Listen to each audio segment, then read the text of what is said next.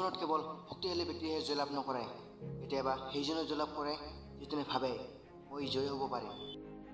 জীৱনত যদি তুমি সফল হ'ব বিচাৰিছা, এইটো কথা মনত ৰাখিবা, বেলেগৰ লগত নহয়, সদায় নিজৰ লগত যুদ্ধ কৰক। আপুনি প্ৰথমে সফলতা লাভ কৰিব নোৱাৰিব পাৰে, কিন্তু জীৱনৰ প্ৰতিটো আঘাতেই একোটা শিক্ষা দিয়ে, আৰু এই শিক্ষাই আপোনাক সফলতা কৰি তুলিব।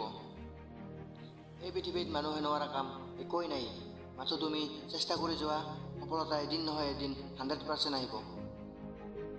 তুমি যদি সফল হ'ব বিচাৰিছা, প্ৰথমে অসফল হ'ব লাগিব। সফল নোহোৱাকৈ আজিলৈকে কোনো মানুহে সফল হ'ব পৰা নাই।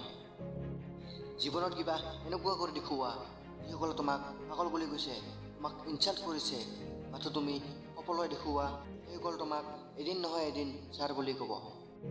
তোমাৰ সকলোতকৈ ডাঙৰ দুৰ্বলতাটো হৈছে তুমি মাজ বাটতে ভাগৰি পৰা। তোমাৰ সফলতা হোৱাৰ উপায় হৈছে তুমি ভাগৰি পৰিলেও আকৌ এবাৰ চেষ্টা কৰা। জ্ঞানী মানুহে সদায় তলত বহে, কিয়নো তলত বহা মানুহে কেতিয়াও পৰি নাযায়। কোনো ব্যক্তিয়ে অসফল নহয়, অসফল তেতিয়া হয় যেতিয়া তেওঁ মনৰ পৰা ভাবি লয় মই সফল হ'ব নোৱাৰিম। কৰ্মক্ষেত্ৰত হাৰি যোৱাসকলে এদিন জয়ী হৈ যায়, কিন্তু মনৰ পৰা হাৰি যোৱাসকলে কেতিয়াও জয়ী হ'ব নোৱাৰে।